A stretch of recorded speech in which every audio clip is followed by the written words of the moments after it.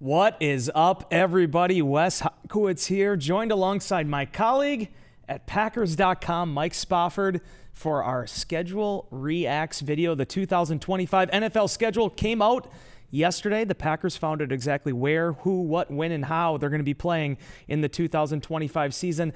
Mike and I coming to you live from our unscripted set. This is new. We've done a lot of these Q&As over there. This is the first time we've ever been on this particular platform doing it this way. Yeah, exactly. It's like a live unscripted episode, and you're the one who's kind of running the show and doing all the intro thing, and you get to bounce questions off of me. So let's roll. God help us, right? All right. We're gonna be here for the next 10 to 15 or so minutes, answering all of your questions on Twitter, on YouTube, Facebook. I'm kind of out of practice with all these different places where we're going to be able to get questions. You submit those there. Our wonderful social media department will be sending them through to me, and I will bounce them off of Mike Spofford. Mike, while we let those questions populate, I will begin with this. Typically, we're talking about the Friday injury report. In this particular case, we're talking about the 2025 Packers schedule. We are. A lot of content we've done, a lot of videos, a lot of stories. Just give me your summation so far, your first impressions looking at this thing and what could be in store for the Packers this season. Yeah, well, obviously, to start off the season with the two-time defending NFC North champions at Lambeau Field, you talked about it and wrote about it. It's Matt LaFleur's first week 1 home opener at Lambeau Field in his tenure here as head coach. And I don't like to put the cart before the horse, but then my eyes immediately go to the last 2 months of the season and seeing that 5 of the Packers' 6 division games are in the last 7 weeks of the season. And we all know last year, the Packers only went 1-5 in the division. They needed a blocked field goal in Chicago to get that one win in the division.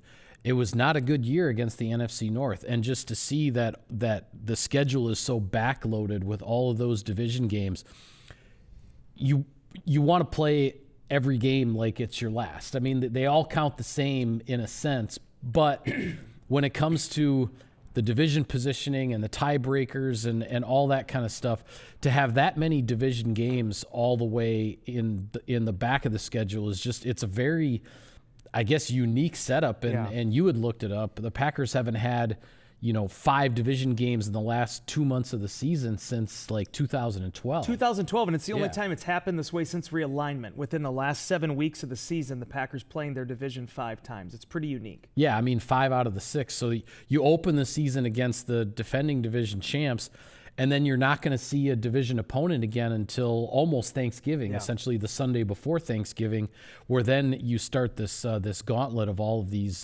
division games. So it's just a really interesting setup. I think it could work to Green Bay's advantage, certainly.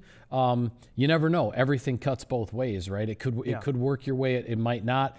You never know at what stages of the season you're going to be healthier than others, et cetera.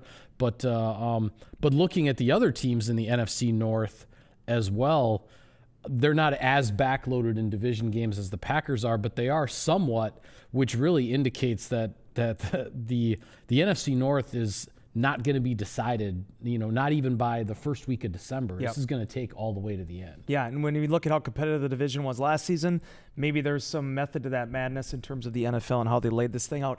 I want to get to these questions because they're populating here, but the 2 things I want to mention quickly. Opening the season against Detroit, first time that has happened since 2005.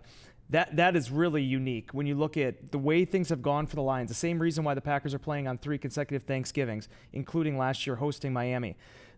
Detroit's a big ticket item now. They're one of the more consistently, contending teams right now in the National Football League. The NFL looking to capitalize on that. I also think that Week 10 matchup, came out well before the rest of the schedule, but the Green Bay Packers versus the defending Super Bowl champion Philadelphia Eagles at Lambeau Field. First time in many years that they're actually going to get them in Green Bay. I think that'll be an interesting one to watch as well. Yeah, for sure. Okay, let's start on YouTube. This question's from Justin. Any surprises about the schedule for you? I will just take this one right off the bat and just say, very surprised how that final stretch laid out. Mm-hmm. I thought, and you and I had these conversations, when the Saturday game was announced against Chicago, I thought we were going to get that mini tournament again like we got last year with the Christmas games. Now, mind you, Christmas fell on a Wednesday that year. This year it's a Thursday. There's more flexibility there. But there was a part of me that when that came out, that the Packers are going to go down to Chicago and play the Bears at Soldier Field on Saturday, I was already kind of preparing mentally that we were going to be back here for Christmas. Yeah, that's what I was thinking too. The way things were gonna fall there, I thought, okay, the Packers are going to play Washington on Christmas and the Bears are going to play Philadelphia. And then it turned out the Bears and Philadelphia game got announced as like another date, and then the Packers and Washington now is in week 2. For me, the biggest surprise, I guess, when I first glanced at it is knowing that this was a year that the Packers would have 8 home games and 9 road games. Yeah. The last thing I expected to see with the 8 home, 9 road was that the first 2 would be at home. Yes. Because then after those first 2, which come in a span of 5 days with the Sunday afternoon against Detroit and then right away the Thursday night against Washington, then suddenly 9 of your last 15 games are on the road. It becomes, very unbalanced the rest of the way. The thing is that's interesting about it, though, is that it does sort of balance out rather quickly because after those first 2 home games, the Packers have 4 of their next 5 on the road with the early bye week mixed in there. So then once you get to the end of October, from the beginning of November to the end of the season, the home and road split is 5-5. It's just you're starting out with 2 home games, then you're going 4 out of 5 on the road with your bye week mixed in, and then it kind of stays the even home road balance from there. So it's again, it's just a different kind of setup, not something that we're used to. And I think I had looked up actually that the last time the Packers started at home with back-to-back games, with the week 2 game being on a Thursday night, where you're starting with 2 games at Lambeau Field in a span of 5 days, was also 2012. Yeah, a lot of weird quirks with that 2012 season schedule. But it worked out okay for Green Bay in the long run, other than obviously what happened. I had forgotten about how that season started in 12, and I was trying to figure out why. Well, because week 3 was Seattle. And everything changed after the Fail Mary game. Yes. No one was thinking about them splitting the first 2 games of the year anymore. It was all about that Seattle situation. So, but yeah, some very interesting things that happened along with that. Okay, let's go to... I'm going to go to this one from Jeremy. This is on YouTube. What is the most intriguing matchup you guys are looking forward to? And actually, I will spiral this also into Bradley Goodell's question, which is if you didn't work for the Packers, which game would you travel and buy a ticket for? So I think both of those kind of intersect a little bit, unless you have different thoughts on those two. But no, actually, it'd probably be the same one for me. Yeah. I mean, we don't know for sure. Oh, right. Week 8 at Pittsburgh, under the lights, Acrisure Stadium. I still want to call it Heinz Field just because I think that's a cool name. Darn it. Heinz in Pittsburgh, but they went away from that. Anyway, a primetime game, Week 8 in Pittsburgh. We all know what might be happening at the quarterback position. Mason Rudolph. Yeah, so that's definitely one that has caught my attention for obvious reasons. And I don't know if you saw this, but I saw a report, or maybe even the Steelers announced it. It might have been the Rooney family announced it. They're going to have, I think they're going to wear alternative uniforms for that too. The Steelers are. I don't know about the Packers, yeah. But I think the Steelers are going to make a big deal out of it. But to answer that fan's question about going on the road, quarterback matchup or not. That football stadium in Pittsburgh is a cool place to watch a game. It's a cool atmosphere in terms of a road atmosphere. We've only been there a few times because of the AFC, NFC. We don't go there a whole lot. But it's a neat place to watch a football game. And if you haven't been there and you want to, and you're going to make a road trip this year, I would definitely put that one on the list. The one I would go to would be New York. You know my buddy Giovanni there. You met him last year, the guy that owns. Are we going to go? We're going to go to his restaurant again. We are. We have a quick turnaround though, if it stays at noon on Sunday. Yeah, but we actually might be hoping for a flex so that we can stay out a little bit later at your buddy's place. That's the one I always wish was a little bit later. But no, the other one too. I just want to say, when you're talking about worth the price of admission alone, yes, everybody always makes a big deal out of the success, and myself included, that the Packers have had at AT&T Stadium. Yeah. That is also one of my favorite all-time road trips. I love going to Arlington. I love that stadium, the area, the team hotel, everything about that trip is first class. Whenever Dallas comes up in the bracket, that's fantastic. It is, and it is a cool stadium. I mean, with the monstrous video boards hanging overhead and all that. I mean, that is a stadium that does generate quite the atmosphere, and quite frankly, we've seen over the years there, Wes, there are plenty of Packers fans that get their hands on tickets in Arlington, and the success the Packers have had in that stadium. So that should be another fun one for sure. All right, this question. Okay, we'll get to this one in a second because I want to give some love to our social media people with the schedule release video. This question obviously comes from Tom Grassi, who are you very close with. Hey, Mike and Wes. Longtime viewer, first-time commenter. Wes, when it comes to method acting, how did you prepare to get into your character for the schedule release video? Okay, while I formulate that answer, because obviously I had a very noticeable role once you realized I was there, much like yours. I say I had a very unnoticeable role. That was part of the intent. Yours is. Did you ever see The Kingdom of Heaven? The movie The Kingdom of Heaven. Yeah. Edward Norton plays King Baldwin in that. He's uncredited in the original version of it. Okay. That's kind of like you in the schedule release video. You gave a Oscar Academy Award type performance, but they just didn't know you were there. But fortunately, you got some love on the Packers socials afterwards too. Yeah, I did. Hats off to Renee for giving me credit there with. And just in case anybody was wondering, who was the fool whose feet we saw trampling across Lambeau Field and getting yelled at by Mark Murphy? Well, you know, it was fun. It was Mike Spofford. They always find interesting things for us to do. In my case, in addition to being a cast member, you were gone that day, but in addition to me being pulled into the Leroy Butler, John Kuhn segment. Yeah, you were part of that one. Which too. I was not intending to be. I literally was just going down there to show people how to get to the auditorium, and then I end up in the front row. Yeah, it was cool. But to be able to be a part of that, obviously, I like Todos. Like, I got to be the zombie kid from the commercial everybody knew for so long. But I just got to give so much credit. Renee Gabriel, everybody in our social media department, my goodness. Anna Murphy, Olivia Grover, Duke Bobber's vision over the top of it. Everybody on the digital side. It is a total team effort, and I can't say how proud I am of the work that they've put into this thing. Yeah, is a little bit different, is a little bit wild, is a little bit crazy, yes, but the leaps and bounds this thing has grown over the past year. I have so much respect for her and what they did, and it was a lot of fun.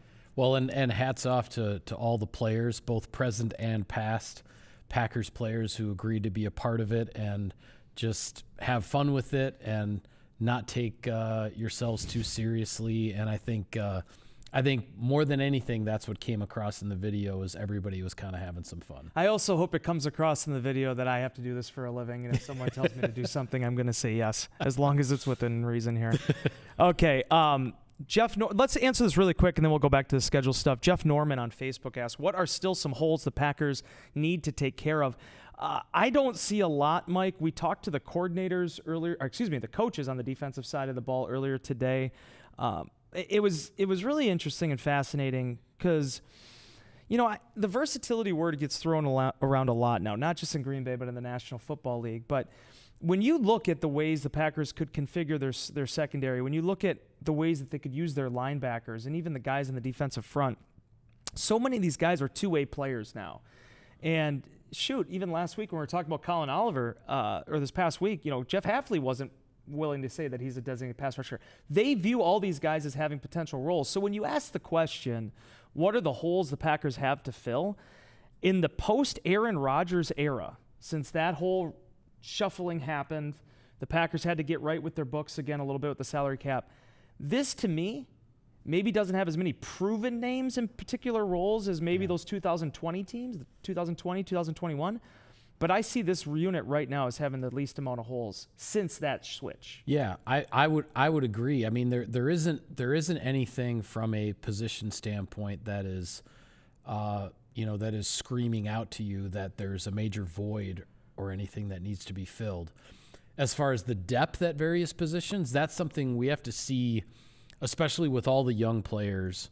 We have to see, okay, how do things go in training camp and the preseason games, and do the Packers have some guys further down the depth chart that are going to make the 53 that they can count on in a pinch, because we all know that, big, small, or whatever, injuries are coming, and you have to be able to adapt to that. I think one of the more intriguing things involving the Packers returning players, because we're all curious, okay, how are Matthew Golden and Savion Williams going to be, incorporated into the offense? How are the Packers going to use Nate Hobbs, the big free agent acquisition in the secondary, and put together the pieces around that? To me, the most intriguing question as far as returning players for the Packers in 2025 is on the defensive side, and it's that because of injuries to both guys, we didn't see a whole heck of a lot of Quay Walker and Edgerrin Cooper on the field together last season. If both of those guys can stay healthy, and if they are on the field together regularly for perhaps as many as 90+% of the snaps on a regular basis, what does that mean for this defense? What does it look like, and how does the rest of the defense build around that? Because that's what I see potentially being the centerpiece of this defense, is those two guys. Yep.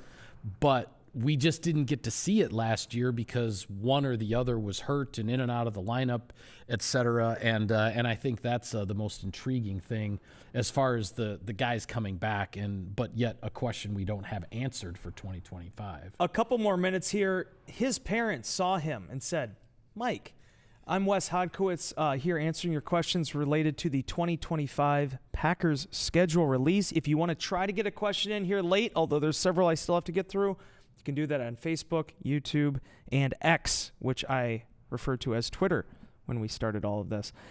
Let's go up here to Logan, more of just a little bit of a comment rather than a question. Logan on YouTube. I'm looking forward to seeing Lamar Jackson at Lambeau. Didn't realize, Mike, until I was putting the schedule together, the Packers still have yet to face Lamar Jackson in a regular season game. They've seen him in a joint practice. They've seen him in the preseason.